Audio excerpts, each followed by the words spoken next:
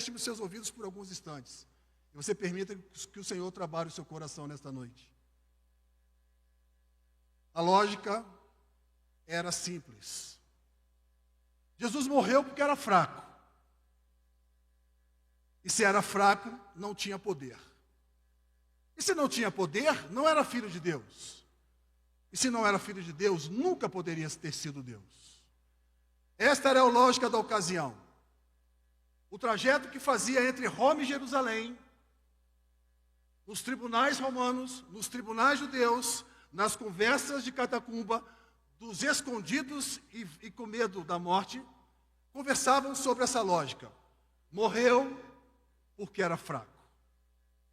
Mas para entender essa lógica e glorificar o Senhor por essa lógica, é necessário voltarmos um pouquinho e entendermos o que houve. Para isso, peço que os irmãos abram suas Bíblias e mantenham-nas abertas na primeira carta de Paulo aos Coríntios, no capítulo 2. Vou ler apenas e compartilhar com os irmãos somente 3 versos.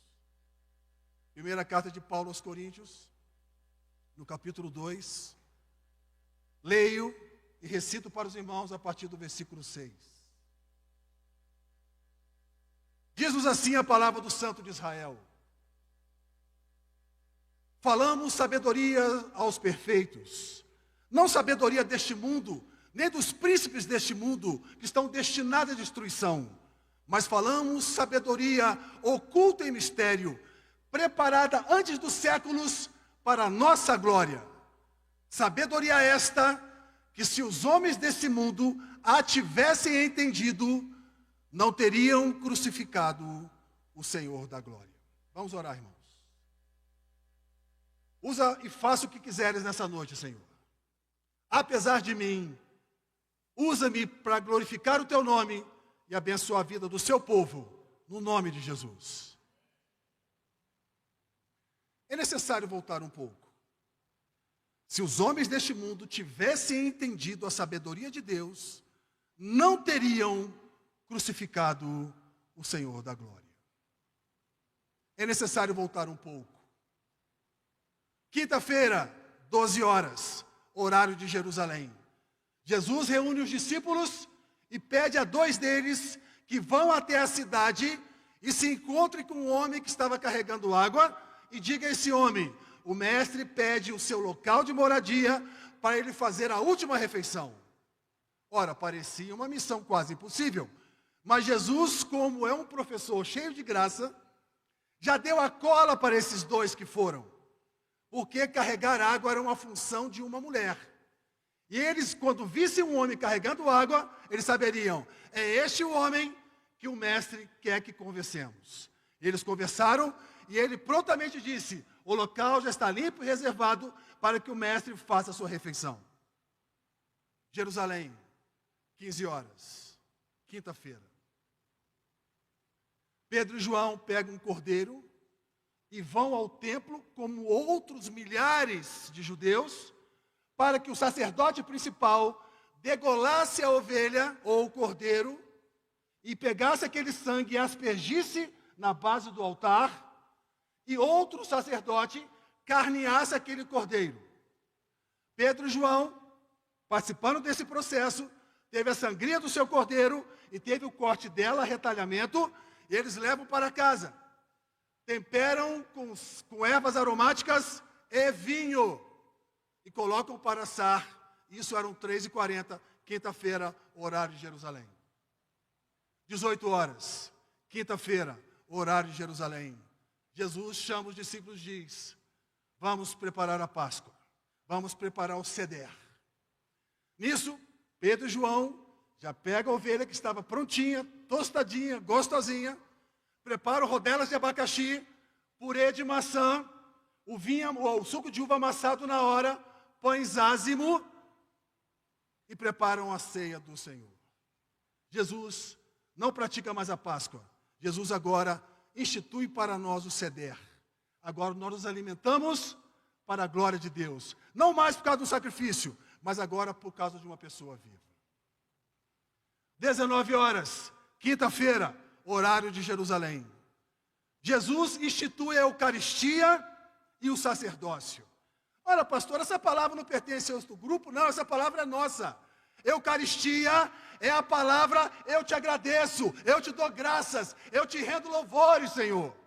E quando você está tomando a ceia, o que você vai fazer daqui a pouco, você está dando graças a Deus, porque alguém um dia morreu numa cruz, e algumas horas depois, ressuscitou e vive está. Ele institui ações de graças e o sacerdócio. Quinta-feira, 20 horas, horário de Jerusalém. Jesus inicia a comilança, que ele era um homem que gostava de comer, porque a mesa da sua casa é lugar mais íntimo ainda que o banheiro da sua casa. É onde você divide corações, divide a refeição, divide a sua vida com a pessoa que está sentada ao seu lado. Jesus prepara o último sermão para os discípulos. Ele diz: amai-vos uns aos outros. Rogo ao Pai, para que vocês possais vos amar, assim como eu vos amei, para que o mundo saiba que eu estou em vós, e vós em mim, e nós estamos no Pai. E eles começam a comer, e nessa hora, nesse instante, Judas estava à sua esquerda, ele molha o pão e diz: para este a quem molho o pão e dou, haverá de me trair. E eles comem a ceia. Comem aquele cordeiro, rodelas de abacaxi, o purê de maçã, o pão ázimo e o suco de uva amassado. Até agora muito interessante. Até agora tudo divertido. Quinta-feira, entre 21 e 23 horas, horário de Jerusalém. Jesus toma todos os seus discípulos e entra na estrada, segue ao norte 2 quilômetros nela, depois a leste mais 4, e chega no Vale de Cedron, onde estão enterrados os profetas, os sacerdotes e pessoas comuns. Esse vale fica de frente para Jerusalém. O profeta Joel diz que esse é o Vale dos Reis, porque ali houve uma batalha do rei Josafá, e ele foi vencido. Também é conhecido como Vale do rei Josafá. Jesus atravessa o Vale de Cedron e chega na Campina, não, nas plantações de oliva, onde está o Jardim das Oliveiras. Neste momento, nós nos encontramos com um grande problema para a nossa alma. O que aconteceu naquele lugar, nessas 2 horas, entre 21 e 23 horas? João é o único que vai tratar da palavra jardim. Ele diz que Jardim das Oliveiras é onde Jesus costumava ir orar. O jardim onde Jesus foi enterrado no sepulcro novo. E as mulheres disseram: e aquele camarada ali é um jardineiro, confundindo o jardineiro, o anjo com o jardineiro. Então João é o único que trata da palavra jardim. Mas nesse momento, Jesus tem decepções não. Jesus sabia que nós somos fracos. Jesus sabe que temos nossas falhas. Jesus sabe que temos problemas. E Ele está nos ajudando o tempo todo. E Ele deixou os 9, e deixou os 8, que Judas já não estava mais com eles. Chama Pedro, Tiago e João e diz: vamos à frente para podermos orar. E chegando lá, Jesus: fiquem aqui que eu vou orar. Jesus vai orar, e quando volta eles estão cochilando. E o cochilo, irmãos, é a característica de quem não está preocupado com a vida.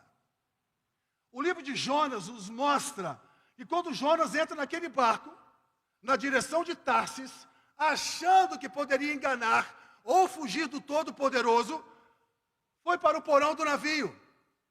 E o texto, que não está na sua Bíblia, mas o texto da mão do escritor de Jonas diz que Jonas estava dormindo e roncando. O ronco mostra despreocupação, mostra relaxamento. E quando Jesus volta, aqueles camaradas estavam não só assonados, mas estavam roncando, despreocupados com a vida. E Jesus diz: não podeis velar comigo nenhuma vez, e volta de novo. E começa a clamar a Deus: Senhor, se possível for, afasta de mim esse cálice. Deus disse: não, esse é um problema seu. Você tem que resolver para mim. Mandei patriarcas, mandei reis, mandei profetas, mandei juízes, ninguém fez, eu preciso que você faça. Senhor, afasta de mim esse cálice, não dá para mim, é insuportável. Não, eu quero você. Pela terceira vez, ele pede, afasta de mim esse cálice. Não, é você. Nesse momento, quando Jesus assume a sua posição, não mais como servo obediente, mas agora como filho do seu amor, que irá morrer por pessoas como nós, vem sobre ele as hordas do inferno. Vem sobre Jesus um peso tão grande que o autor de Marcos, que é o próprio Marcos, diz que os anjos vieram erguê-lo. O verbo grego que é usado ali é como se o anjo estivesse levantando um peso muito grande, que sobre Jesus estavam todas as nossas vidas. Sobre Jesus estava o universo pecador, o universo que se voltou contra Deus. E o anjo o soergue. Entretanto, dou uma pausa para rapidamente explicar o que aconteceu com Jesus. Nós temos no nosso sistema de defesa o sistema simpático e o sistema parasimpático. Eles trabalham contra o outro dentro do nosso corpo. Um acalma, outro excita, um excita, outro acalma, outro abre os seus olhos, arregala a sua pupila, outro acalma, outro pulsa mais seu coração, outro acalma. Quando vem esse peso de Satanás sobre Jesus, nós todos temos, e Jesus principalmente tinha, uma glândula chamada amígdala. Ela forneceu para Jesus duas decisões. Ou Jesus corria do problema, ou atacava o problema.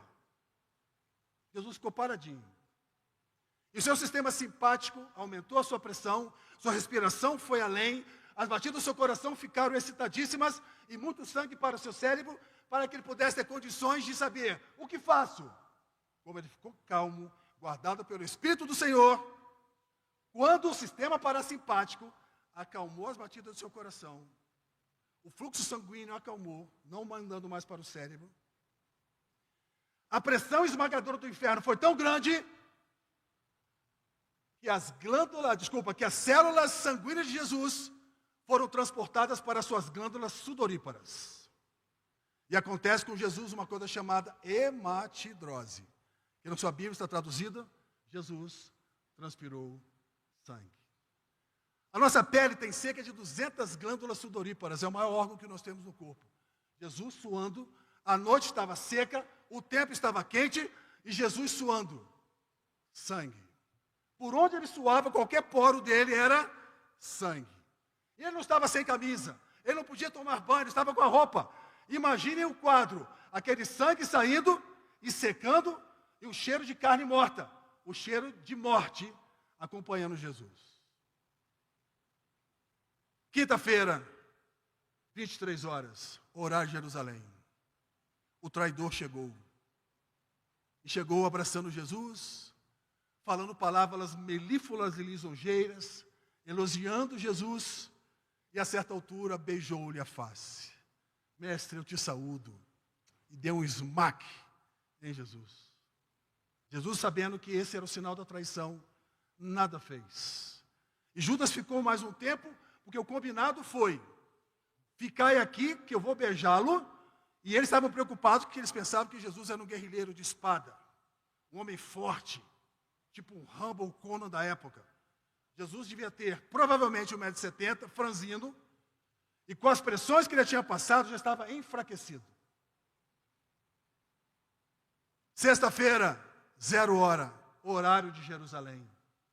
A milícia que foi com Judas prender Jesus, de 800 homens, armados com espadas e varapaus e lanças, se aproximam de Jesus. O manietam. Essa palavra é antiga, mas ela é muito boa. Algemam Jesus, amarram Jesus, tanto as mãos quanto os pés, imaginando que Jesus era um perigoso homem. Mas Jesus estava cercado de pessoas nervosas, de crentes ousados. 11 contra 800. 11 contra 800. Pedro pega uma espada, corta a orelha de um príncipe, que Malcom não é um nome, mas a palavra Meler, que é a palavra Malcom em português, significa príncipe ou rei, corta a orelha de um dos reis que estavam ali. Jesus, Pedro, isso é deste mundo, meu mundo é de outro lugar. Jesus cura imediatamente, e mesmo assim os homens o manietam e o levam preso. Sexta-feira, 1 hora da manhã. horário de Jerusalém. O levam até a casa de Anás. Eles começam a levar Jesus para os sacerdotes que governavam Jerusalém naquele tempo. Anás era menor em tamanho e qualidade. Eles levam até Anás e o combinado entre eles foi: só Jesus fala. E vocês vão perguntar só uma pergunta: tu és o Cristo, o Filho de Deus? Só precisamos que ele responda uma vez, e será suficiente para que o condenemos à morte. E Jesus ficou 1 hora na casa de Anás e Caifás, na casa de Anás, só respondendo isso: tu és o Cristo, o Filho de Deus? E Jesus: tu dizes, tu dizes. Anás, percebendo que não conseguiria muitas coisas, envia Jesus para a casa de Caifás, que é o seu sogro, presidente do templo. E Caifás faz as mesmas perguntas.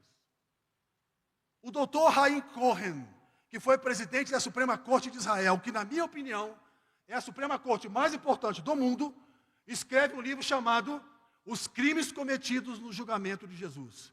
Ele disse que os crimes cometidos no julgamento de Jesus foram bárbaros do ponto de vista do direito, da moral, da dignidade, testemunhas compradas, provas falsificadas. Não havia nenhum advogado de Jesus para fazer protesto, fazer uma parte. Todas as acusações de Jesus e ele ouvindo aquilo. Lembrando, estava quente, ele transpirando e o sangue saindo e secando debaixo daquela roupa. E ele manietado e prestando atenção em tudo aquilo. Durante 1 hora ouvindo as mesmas perguntas, esperando que ele tropeçasse numa pedra. Sexta-feira, 3 horas da manhã, horário de Jerusalém. Aquele salvo, que não era convertido, chamado Pedro, novamente, aquele salvo, que não era convertido, chamado Pedro, resolveu chegar no pátio da casa de Anás, que era um pátio grande, como o de vocês aqui. Aqui é o templo principal, ele ficava lá no estacionamento, mas tinham muitas fogueiras. Mesmo estando quente, mas em alguns momentos ficava friozinho, Pedro foi se aquecer. Olha, você não estava com Galileu? Não, você está enganada, mulher. E ele fala como ele. Ele estava andando com aquele nazareno. Não, mulher, você está louca. E você fala como ele, você estava com Galileu. Mulher, não o conheço. O amarrado, sangrando, estava no alpendre da casa de Caifás. E quando Pedro, dessa última pergunta, o galo canta e Jesus olha para ele dizendo: eu te avisei, cara. Eu te avisei. Não foi um olhar de reprovação, foi um olhar de confirmação. Jesus simplesmente disse: não confie na força do seu braço, não confie no poder que está sobre você, confie em tudo a mim, entrega tudo a mim, coloque tudo aos meus pés. E Pedro, chorando amargamente, fugiu dali. E a terceira de Jesus é: tudo o que eu estou falando está se cumprindo. E daqui a pouco, a principal bomba vai estourar sobre mim. Sexta-feira, entre 4 e 5 horas da manhã, horário de Jerusalém, Jesus é enviado ao Sinédrio. E aqui chegamos à primeira glorificação que os homens fazem a Jesus, sem eles saberem que era uma glorificação a Jesus. Quando Caifás, que presidiu o Sinédrio, que era o tribunal penal judaico, e o tribunal Sinédrio, tribunal penal judaico, era composto de altos sacerdotes, pessoas da elite de Israel e funcionários do governo, escribas e fariseus. E Caifás pergunta para Jesus: és tu o Cristo, o Filho de Deus? És tu o Cristo, o Filho de Deus? Até que finalmente Jesus quebra todas as regras. E como Marcos 14:62 nos diz, Caifás pergunta diante do Sinédrio: és o Cristo, o Filho de Deus? Jesus responde: eu sou, e tu verás o Filho do Homem vindo em glória nas nuvens. Quando Jesus diz eu sou, Anás e Caifás deram um berro, rasgaram suas roupas, porque eles, como do templo, conhecedores da lei, perceberam que essa resposta de Jesus ultrapassava toda a nossa inteligência. Porque quando Jesus disse eu sou, Anás, Caifás e todos que estavam ali, que eram doutores da lei, voltaram-se para o maior e principal versículo de Êxodo 3,14. Quando Moisés pergunta a Javé: a quem anunciarei a Faraó? O Senhor diz: diga a Faraó que eu sou, te enviou. E quando Jesus diz, dando aquela resposta, ele está dizendo, não sou apenas o Filho, eu sou o próprio Deus. Sem saber, aqueles homens provocaram Jesus. E ele disse em Marcos 14:62, eu sou o próprio Deus. Ali foi o suficiente. A decisão foi unânime, matem-no, blasfemo, herege. Dizia que era o filho, agora está dizendo que é o próprio Deus de Israel, o Todo-Poderoso. Sexta-feira, 6 horas da manhã, horário de Jerusalém. Eles enviam Jesus para Pilatos, que só poderiam condenar Jesus se fosse através de uma ordem do procurador romano na Judéia, que era Pilatos. E chegando Pilatos, falou, olha, contra mim não fez crime nenhum. Ele pagou o dízimo, pagou as ofertas a Roma, ele não reclamou de César, fez tudo bonitinho. De minha parte, esse cara está inocente. Ele manda Jesus para Herodes. Herodes zomba de Jesus, escarnece de Jesus, esbofeteia Jesus, cuspara no rosto de Jesus, um homem que estava já sangrando, estava manietado. Lembre-se que depois que o sangue seca, à medida que o sangue foi entrando, foi manchando a roupa e secou no corpo dele. Herodes dizendo, eu não sei como resolver o problema desse cara não, porque Herodes era um judeu, vendido aos romanos. Flávio José falava que Herodes tinha prazer em matar e sacrificar judeus por causa do direito romano. Herodes manda de volta para Pilatos. E aqui, irmãos, entramos no momento que quando eu estudo isso, toda vez eu fico imaginando, que amor é esse que os irmãos ministraram aqui, de alguém passar isso por uma pessoa como eu, como minha família. Chegando lá, Pilatos disse, olha, eu não vou te condenar não, eu vou te dar uma pequena surra e vou te mandar de volta para você ser crucificado. De minha parte, Mateus 27:22, Pilatos diz, que farei eu de Jesus chamado Cristo? Ele lava as mãos e diz, eu não tenho nada com isso, mas eu não posso deixar ele sair rindo. Eu preciso dar uma tunda de laço, uma expressão bem gauchesca, uma tunda de laço nesse Jesus. Vocês podem imaginar que os romanos, quando estavam para fazer isso que eu vou dizer para os irmãos, eles tiraram a roupa que estava colada no corpo de Jesus devagar, não foi? Irmãos, eles puxaram com violência, já ferindo o corpo de Jesus, porque aquela roupa estava colada.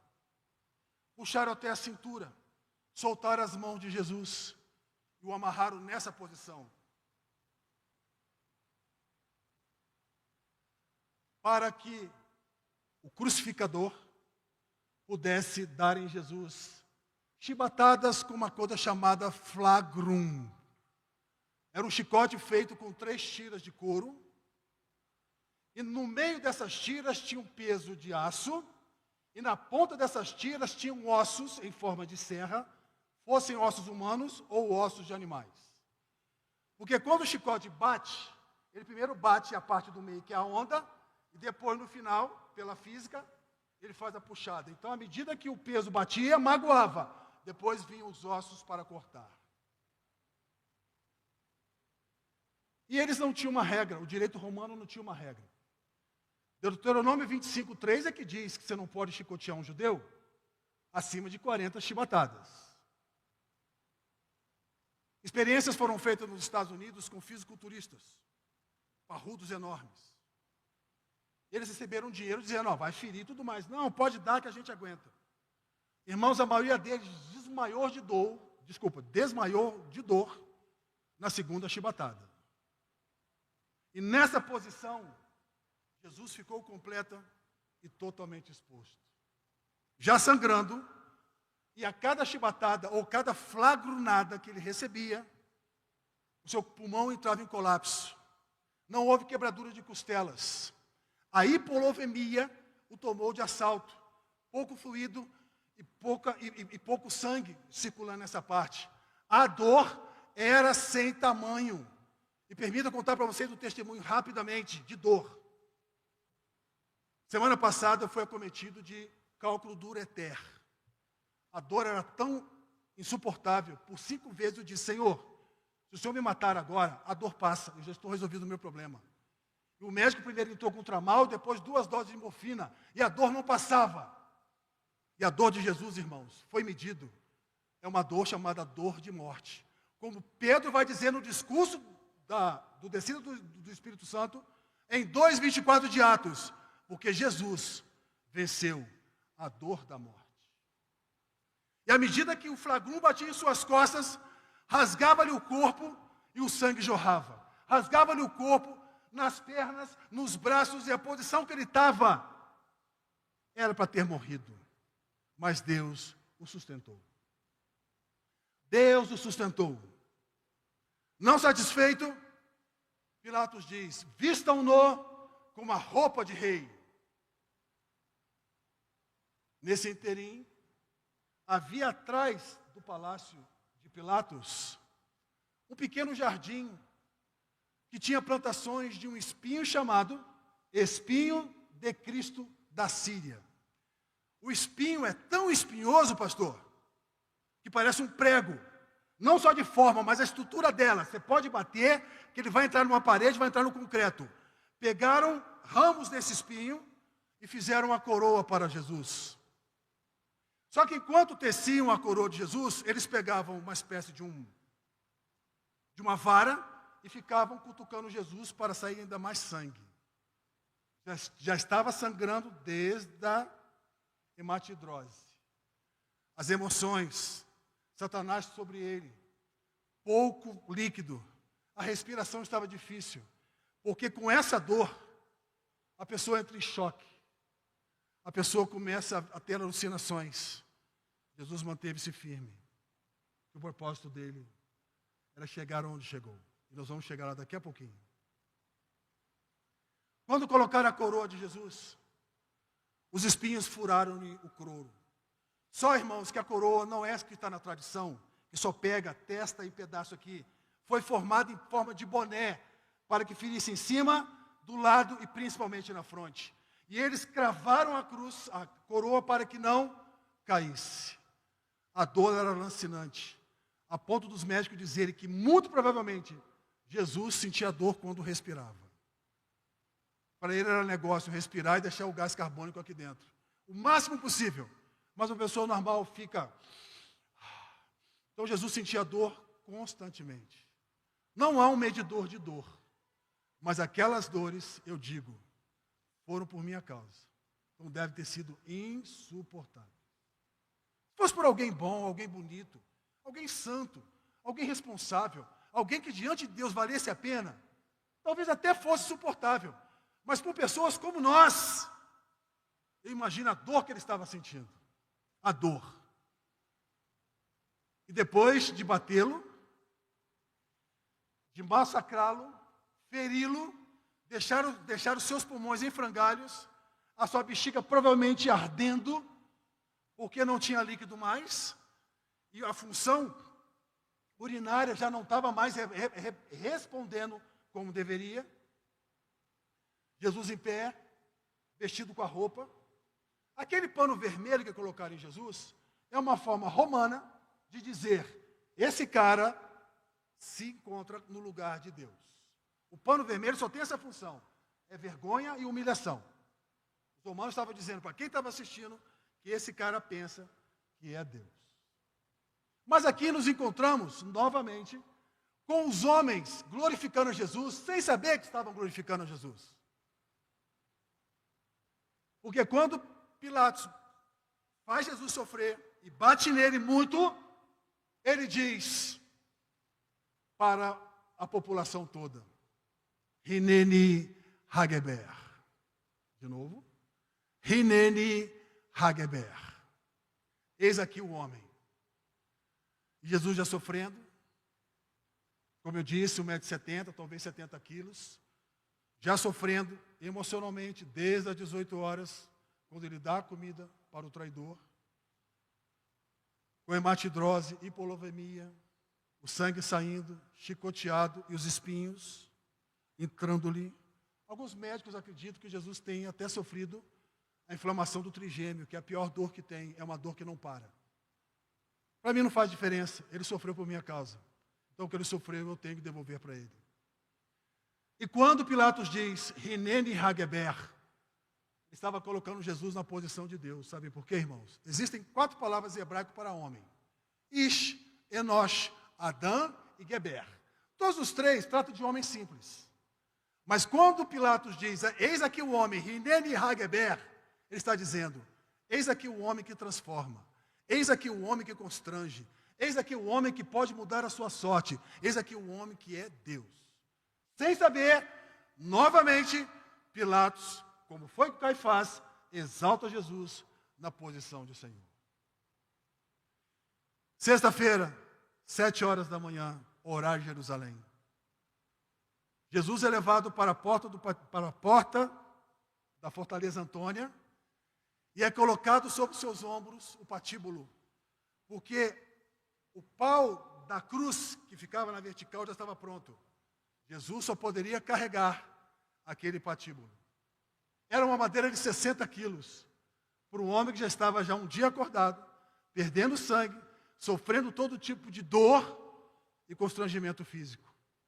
Jesus falou, é meu caso, vamos, e sofrendo. E o crucificador, dando-lhe chibatada. Dando-lhe chibatada. E a roupa já estava agarrando novamente no corpo ensanguentado. E Jesus caminhando. Havia cruces que o papado e outras pessoas fazem. Todo mundo imagina que são 25, 30, 40 metros. Da Fortaleza Antônia até o Monte Gólgota são 8.100 metros. No sol da manhã, com a poeira, perdendo sangue, os líquidos não fluindo, a parte reprodutora e urológica já não mais funcionando, ele passando mal, sangrando com 60 quilos. Jesus conseguiu dar alguns passos. 8 horas da manhã, horário de Jerusalém, sexta-feira. Quando Jesus tomba, os romanos obrigam um homem chamado Simão de Cirene a ajudar Jesus a carregar. Enquanto Simão de Cirene carregava o patíbulo, Jesus continuava sendo chicoteado. 10 horas da manhã, sexta-feira, horário de Jerusalém, local, o Monte da Caveira, o Monte Gólgota. Começa o escárnio, começam as piadas. Vocês se lembram quando vocês levaram um tombo e que um grupo de amigos adolescentes, crentes, riram de você? Não é embaraçoso, não é chato, gera um ódio, a gente quer vingança na hora. Agora imagina alguém rindo de você, você sendo humilhado, escarnecido, sem ter feito nada. Eu preciso ser como esse cara. Eu tenho que andar aos pés dele para aprender como é que ele age diante do desejo de vingança. Ele olhou para aquelas pessoas e começaram a pregar. Não foi na mão, que aqui rasga, foi no meio do rádio. Mas antes disso, foi dada uma ordem. Tirem a roupa dele para que lancemos sortes. Como a roupa estava agarrada, os romanos não tiveram cuidado, arrancaram com ódio. Eu imagino os gritos lancinantes do nosso Salvador. Prendam-no numa cruz, e ele com a coroa. Neste momento, novamente, o ímpio, o inferno, glorifica Jesus pela terceira e última vez antes de Jesus se tornar quem ele é hoje. Pilatos diz, sobre a cabeça dele escrevam, Jesus Nazareno, rei dos judeus. Em grego, hebraico e latim. Anás e Caifás, que eram hebreus, e certamente sabiam hebraico, disseram, não faça isso. E Pilatos disse, o que falei, falei, escrevam e coloquem. Por que isso é glorificação, pastor Rogério? Porque quando você pega a frase, Yeshua Hanorzli, Vumeler, Vayhayrash, você vai pegar. O que Pilatos escreveu não foram as frases inteiras. Foram as iniciais das frases. Tanto que a mais comum que vocês conhecem é INRI, que é em latim.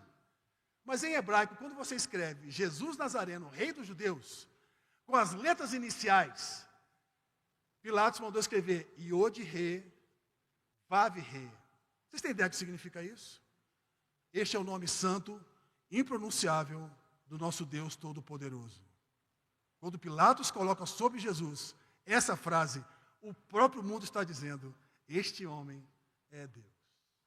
Por isso que os judeus não queriam que colocasse sobre Jesus. Por que dizer isso tudo para nós, pastor, numa noite festiva, alegre da ressurreição de Jesus? Eu nem vou tratar agora, e não vou, por causa do horário, sobre o que aconteceu com Jesus na crucifixão. A humilhação moral. Ele ficou só com um pano tampando as vergonhas. As pessoas rindo e zombando dele. O inferno rindo dele. Os discípulos com medo. A única que estava mais corajosa certamente era sua mãe, com as outras Marias. E todo mundo esperando, vamos só esperar que ele morra. 12 horas, horário de Jerusalém. Jesus está levantando e começa a falar suas 7 últimas palavras para Deus. Perdoa porque não sabe o que fazem. Pai, em tuas mãos está o meu espírito. E ele começa. 15 horas, sexta-feira, horário de Jerusalém. Jesus pronuncia a última palavra da sua vida como servo. Ele diz, tetelestai, está consumado. E expira. Naquela hora, o céu se enrola. Naquela hora, meio-dia virou meia-noite. O universo reconheceu que Jesus é Deus. Naqueles dias, o imperador Júlio César tinha um sobrinho chamado Calígula, que seria imperador logo à morte de Júlio César. Mas havia um general chamado Marcellus Galius, que fez a aposta que compraria um escravo, porque Calígula tinha tendências abomináveis de práticas sexuais contra Deus, ele queria comprar escravos. E Marcellus Galius comprou exatamente o escravo que Calígula queria. Calígula reclamou com seu tio, que era imperador, e o imperador enviou Marcellus Galius para Jerusalém, que era o pior lugar do Império Romano. Mas o Senhor foi bom com Marcellus Galius, porque quando ele foi enviado, foi exatamente no final de semana de crucifixão de 3 homens. E quando lá chegou, que viu Jesus falando, tetelestai, meio-dia virá meia-noite, o céu se enrolar, e todos tremerem os raios de trovões, como se a natureza dissesse, vocês mataram o Filho de Deus. Marcellus Galius disse, João vai narrar para nós. As frases dele foram, verdadeiramente, este era o Filho de Deus. Pastor Rogério, por que nós devemos vibrar então agora? Ele já está ressuscitado, está morando no seu coração, está resolvido. Por que eu quero hoje comemorar com vocês, irmãos, a morte de Jesus? Porque a morte de Jesus hoje é importantíssima para nós. E Paulo disse, narrando aos Coríntios, se os homens desse mundo tivessem entendido o projeto de Deus, não teriam crucificado o Senhor da glória. E eu perguntaria para os irmãos, preparando-nos para a Eucaristia, preparando-nos para a ceia, se Jesus não tivesse sido crucificado, aonde você estaria nessa hora? Servindo a Satanás, na prostituição, nas drogas, na mentira, no erro e no engano. Mas porque os homens não entenderam o projeto de Deus, fizeram de Jesus um hambúrguer, o mataram, o humilharam, deixaram seminu. Hoje, aquele homem não é um bandido, é um pastor servo de Deus. Aquela mulher não é uma prostituta, é uma santíssima que está diante do Senhor. Aquele homem de verde não está estocando nas escolas de samba, está aqui diante do Espírito Santo bendizendo o nome do Senhor. Sabe por quê? Porque se os homens desse mundo tivessem entendido o projeto de Deus, não teriam matado Jesus. E sem Jesus, o que é a sua vida? E sem Jesus morto e depois ressuscitado, o que seria a sua vida? Sabe qual foi o resultado dessa história toda? E termino com essa fala. Pedro, no discurso do Espírito Santo em Atos 2, Pedro é de uma educação, irmãos. Pedro é de uma nobreza quando ele diz, no capítulo 2, versículo 36, saibam vós, cavaleiros, que o Jesus que vocês assassinaram, Deus o fez Senhor e Cristo. Essa expressão, Senhor e Cristo em hebraico, significa: saibam vós, cavaleiros, que assassinaram Jesus, Deus o fez Deus de todo o universo. Isso aconteceu porque os homens desse mundo não entenderam o projeto de Deus. E eu louvo a Deus porque eles foram estúpidos, idiotas, e mataram, e fizeram o nosso Jesus sofrer. Porque onde estaríamos agora se Jesus não tivesse sido morto? Como estaria a sua vida? O que seria você? Aonde você estaria? Assim seja. Assim disse a palavra do Senhor. Amém. Vamos orar, irmãos.